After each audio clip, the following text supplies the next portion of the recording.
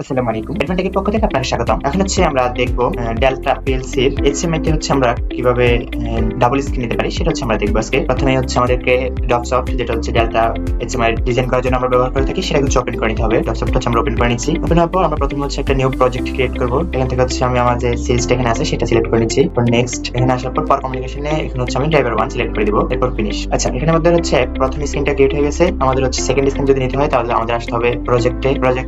এখানে হচ্ছে আমাদের নিউ স্ক্রিনটা আছে সেখানে হচ্ছে আমরা আরেকটা স্ক্রিন তৈরি করে নেব। নিউ স্ক্রিনে প্রেস করব।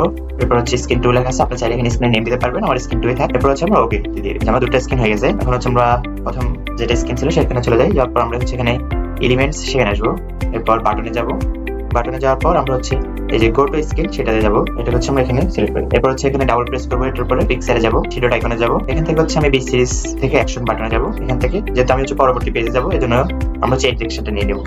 এটা হচ্ছে আমি এখানে বসাই দিচ্ছি। এরপর হচ্ছে এখানে এক্সেল সাইজ আমার যেটা দেওয়া আছে সেটা হচ্ছে আমরা 1:1 করে নেব। স্টাইলে গিয়ে এটা হচ্ছে আমরা ব্যাকগ্রাউন্ড আর ভিজিবল করে দেব।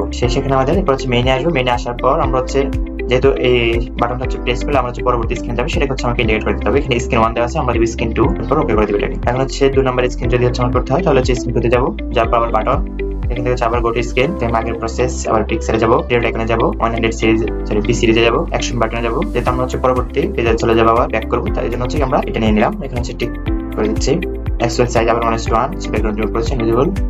এখানে মেইনে যাব। মেইনে যাওয়ালে আমরা হচ্ছে স্ক্রিন 1 এ থাকবে। এখানে স্ক্রিন 1 হচ্ছে ওকে করে দিচ্ছি। এখন আমরা যদি এটাকে হচ্ছে সিমুলেশন করে দেখতে চাই তাহলে হচ্ছে আমরা আবার প্রজেক্টে আসবো। প্রজেক্টে আসবো। এখানে আসার পর অফলাইন সিমুলেশনে যাব। ইয়েস। এখন যদি হচ্ছে আমরা এই ডিসপ্লে এখানে প্রেস করি আমরা হচ্ছে পরবর্তী পেজে চলে যাচ্ছি। ধন্যবাদ সবাইকে আমাদের সাথে থাকার জন্য।